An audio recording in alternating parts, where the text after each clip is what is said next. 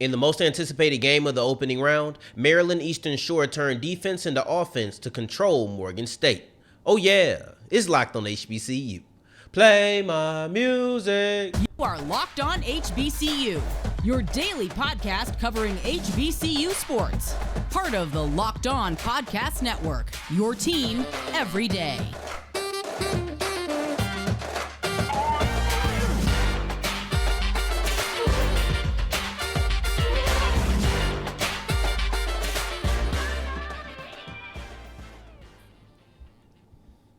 What's going on, family? Welcome back to another episode of the Locked on HBCU podcast, your number one daily one-stop shop for everything HBCU athletics, Monday through Friday, part of the Locked On Podcast Network, your team every day. And I, of course, am Darian Gray, a.k.a. the Mouth of the South, Texas Southern alum and former TSU Herald Sports editor. Thank you for going on this journey with me, making Locked on HBCU your first listen of the day every day. And remember, just because the mic cuts off does not mean the journey is over. It just means it's time to follow me on Twitter at South. I don't even have the thing down there.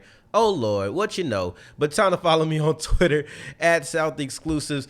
Boom, I was about to point to a whole lot of nothing. Right here at the bottom of the screen, y'all see the live updates that we make on the show. So, but yeah, go ahead and follow me on Twitter. Today's episode is brought to you by FanDuel, the official sports book of the Locked On Podcast Network. Make every moment more when you visit FanDuel.com/locked on. And the opening round is over, so we have a couple of round two matchups that you have to keep your eye on, mostly the second round of the MEAC men's basketball tournament.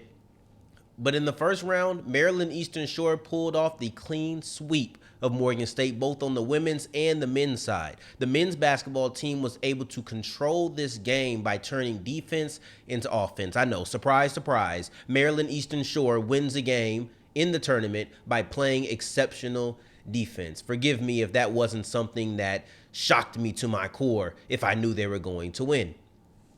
I don't want to say that they dominated this game, so I'm very particular with how I'm wording this.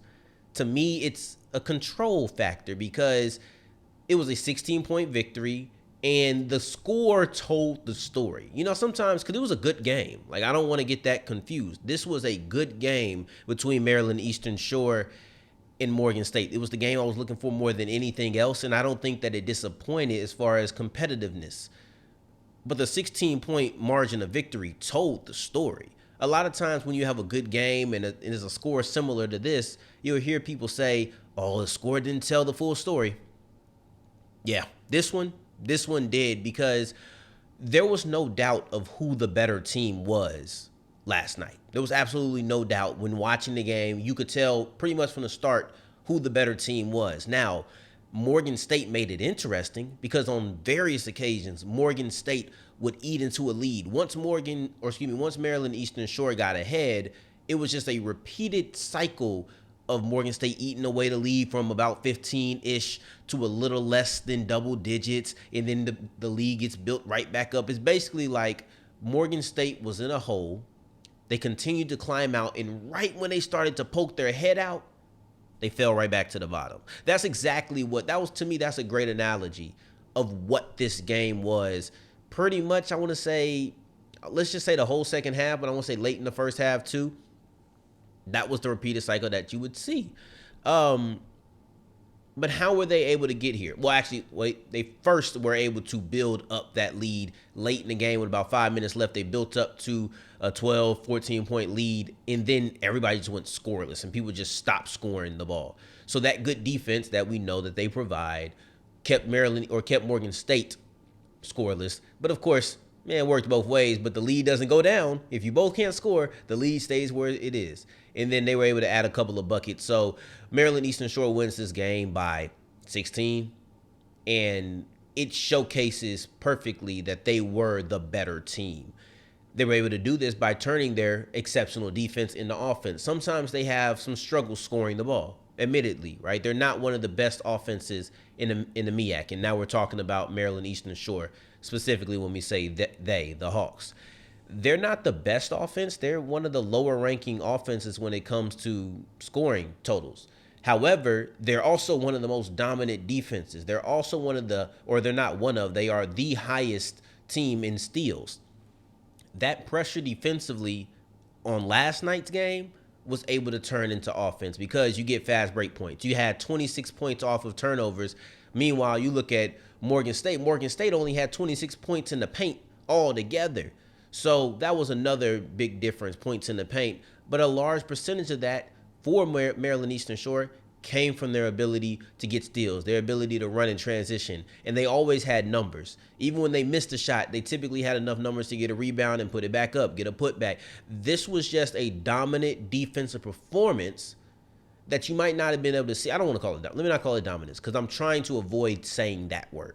I'm trying to avoid characterizing this as dominant because it was really good. It was really good, and Morgan State scored a good amount of points in the first half. Like if you're just looking at what Morgan State was able to do in the first half, they scored a solid amount of points, but they also had a multitude of lost possessions because they never got shots up.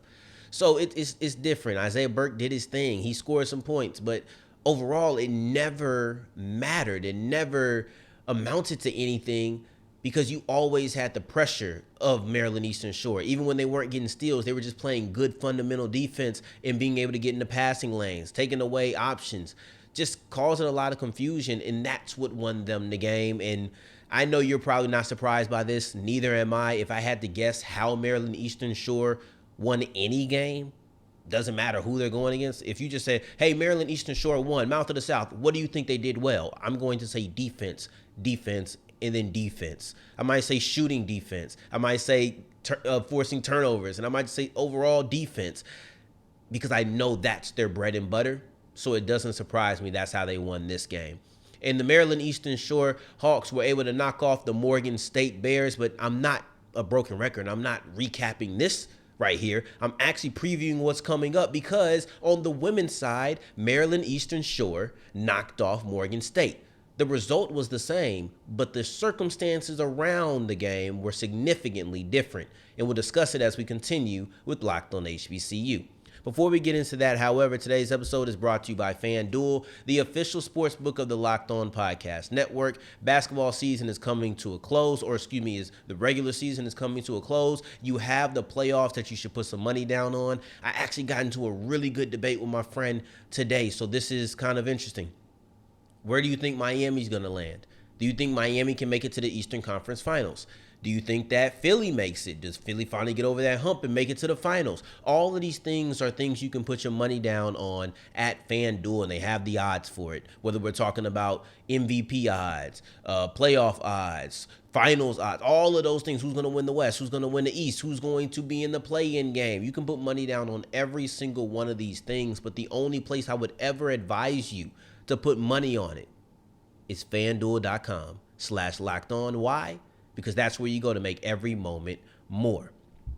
And as we continue rolling with today's episode of Locked on HBCU, I appreciate you for making us your first listen of the day. For your second listen of the day, make sure that you guys are checking out the Locked On College Basketball Podcast. It's everything you need around the sport in one place. So make sure you're checking that out wherever you listen to your podcast. And Maryland Eastern Shore knocks off Morgan State, and they complete a full sweep of the team. I really shouldn't phrase it.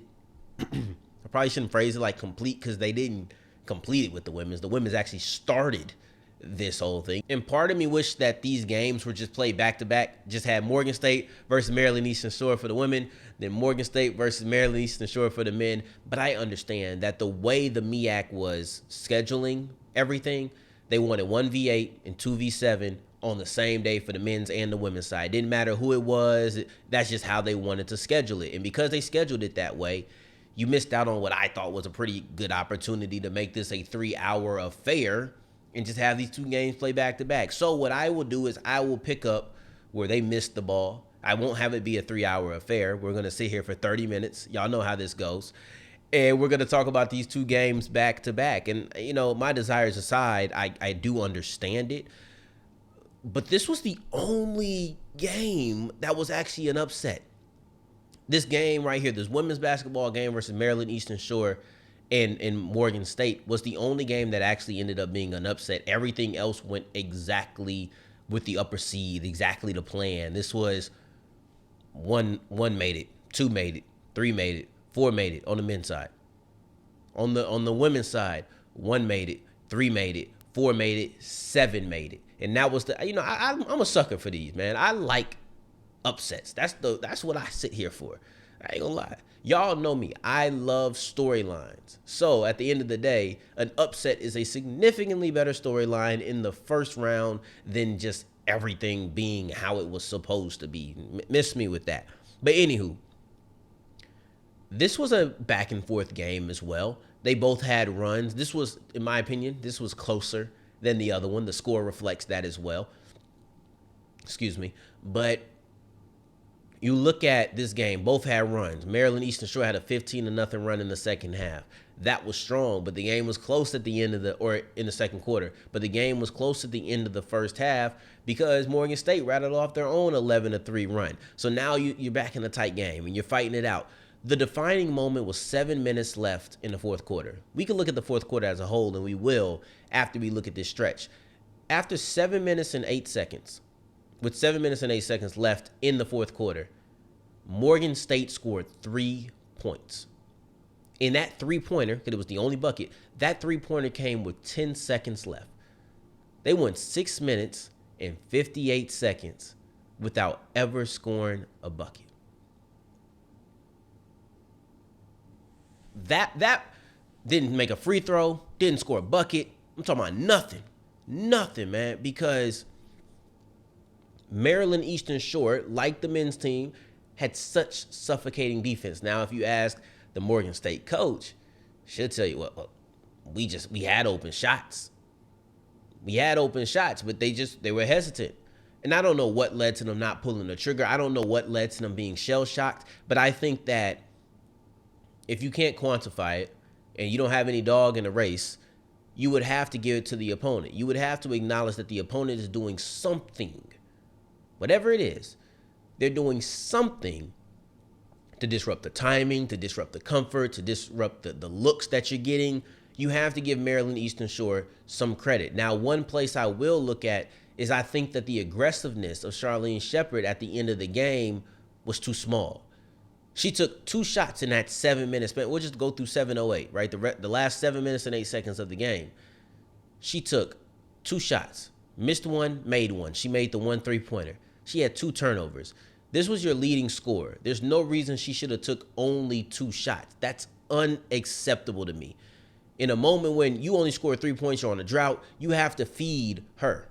Now, you could make an argument she had 2 turnovers as well, but I don't care. That's the person I'm going to get the ball every single time. Even when she's making mistakes, I'm going to make sure that she has the ball. I'm going to make sure that she puts up more than 2 shots. Now, the fourth quarter as a whole wasn't great. They only had 6 points in that quarter. In the most critical moment, they scored 6 points in a quarter, excuse me. In the most critical moment, that last 7 minutes and 8 seconds of the game, they scored 3 points, made 1 bucket. Now, it's not like, the Hawks were blazing it either, but they made more than 3 points. They had 7 points, excuse me. So they were able to do more than Morgan State was. That's just disappointing. And I think the one thing you can come back to is that your leading scorer of the game, the person who had more points than anybody on either side, 21, only took 2 shots. It's unacceptable to me. That's a crucial moment. I can't allow that to happen. So for whatever the reason was, Morgan State was second guessing. For whatever the reason was, Morgan State wasn't comfortable. I'm going to credit Maryland Eastern Shore because they were able to cause this. I'm not just going to make an unforced error.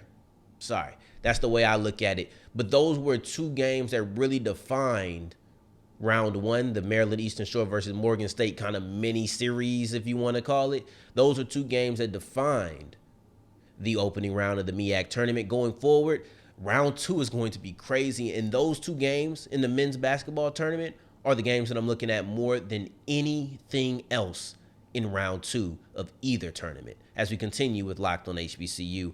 Before we get into that, today's episode is brought to you by Built Bar. And Built Bar is the #1 protein bar on the market, bar none. I've tried them all.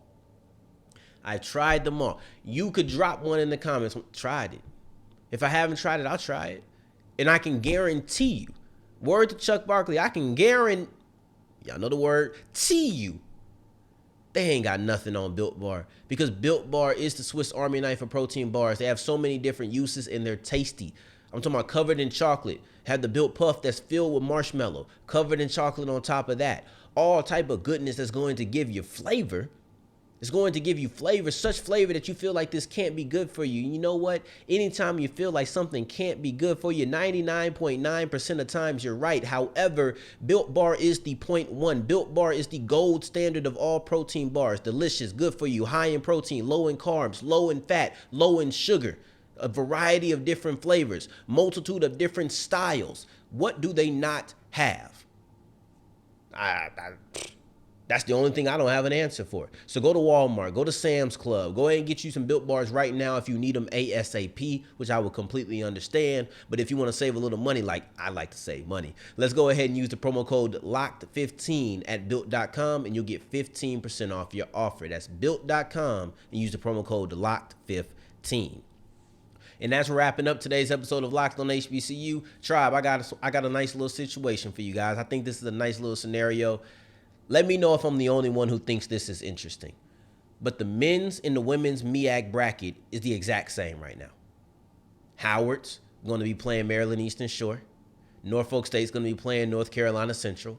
But what's even more interesting, this is kind of freaky to me, is that the Maryland Eastern Shore teams could have the exact same road to the NCAA tournament. They both played. Morgan State beat them. Now they're both playing Howard. They could both beat them. And they could essentially both play, whether it's Norfolk State or North Carolina Central, whoever wins out of that game, they could play the same exact teams in the same exact rounds every step of the way. Am I the only person who thinks that's kind of interesting? Am I the only person who kind of wants that to happen just so I can have the situation arise? I don't know if that's ever happened before. If you know, let me know. But I want to know how you feel on those. Scale of 1 to 10, how freaky is that? But the rounds that, the matches that we're looking for in the round, it starts off with Maryland Eastern Shore versus Howard, the men's basketball edition. Howard was able to win their game on day one of the tournament and sit back. They were able to sit back and just watch this Maryland Eastern Shore versus Morgan State game and know that no matter who they played, they were going to have a dog on their hands. No matter who they played, they were going to be playing a team that they split with in the regular season. They didn't sweep either one of these teams. So they know what it feels like to beat both of these teams. They know what it feels like to be beaten by both of these teams. So I don't know if they really had a preference. I'm not sure if I did either, but if I did have a preference on exactly which matchup I wanted for Howard, I think I probably would lean towards Maryland Eastern Shore. The reason I lean towards Maryland Eastern Shore is because I see high level offense in Howard, and I see high level defense in Maryland Eastern Shore. Now, Morgan State does have good defense, and they have good offense as well. So there's an argument that you probably would have wanted to see that. But personally, I'm looking at Howard, and as far as offense, they're number 3, and they're only 0.6 away from being number 1. University of Maryland Eastern Shore, they're second in scoring defense, and they're only 0.4 away from being number 1. These are amongst the best of the best when it comes to what they specialize in. Remember what I said when talking about Maryland Eastern Shore at the top of the show. Maryland Eastern Shore won off of defense. I'm not surprised. Not just because that's their bread and butter, not because their offense is obviously the weaker link of the two, because they're that good at defense. I trust their defense to be able to win a game for me.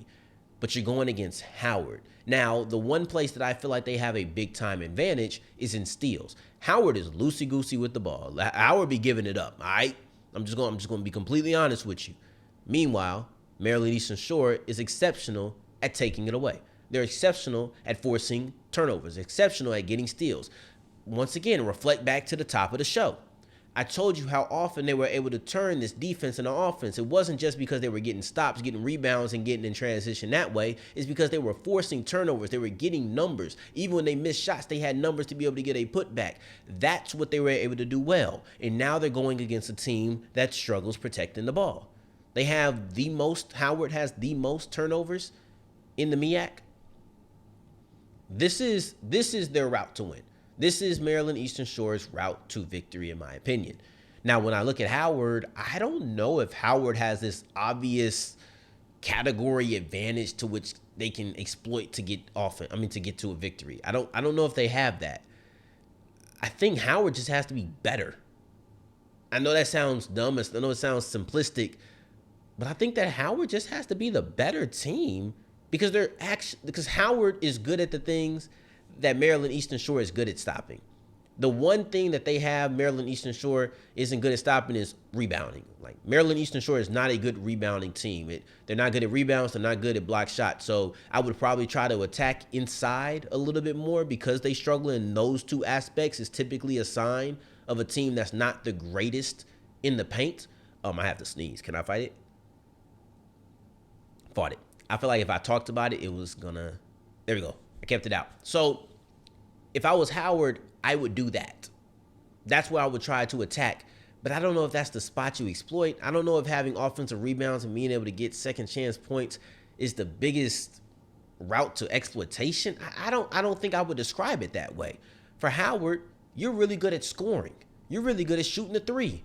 Maryland Eastern Shore is really good at stopping people from scoring and really good at stopping people from shooting the three.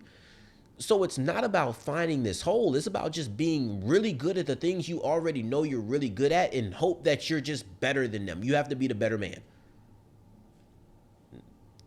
That's their route to victory to me. So the next matchup that I'm looking at is Norfolk State versus North Carolina Central. To me, this is a revenge game. Last time these guys played, it was a game that was a big lead for North Carolina Central, kind of got ate away, but Norfolk State came up just short. Now, a lot of people talk about the Joe Bryant injury in that game. I'm not hearing that. To me, Joe Bryant was there at the beginning. He was there at the end, and he just wasn't, whether the injury could have been affecting him, I don't know, but he just wasn't enough in that game. He and Chris Bankston just weren't enough to take down North Carolina Central. This is revenge. North Carolina Central winning that game was a big reason on why they're the 2 seed. Now, it doesn't give you any kind of home field advantage, home court advantage, or anything like that. But I'm sure that it's a game that Norfolk is kind of upset, and they probably feel like, well, we came back from a 29-point deficit to take this game in the overtime, nearly win it. We can beat you. I don't care how hot you've been.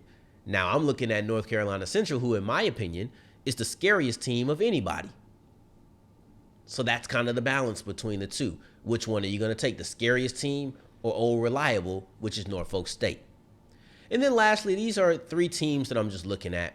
Not a matchup or anything, but Texas Southern men's basketball, Maryland Eastern Shore Maryland Eastern Shore women's basketball, and then Arkansas Pine Bluff women's basketball. I'm looking at those 3 teams because those are the only 3 bottom 2 seeds to be in here. Texas Southern was an 8 seed. Maryland Eastern Shore was a 7 seed. Arkansas Pine Bluff was a 7 seed. I just want to see how far they go. I know we're not talking storylines too much, but where these underdogs or how far these underdogs can go is very interesting to me.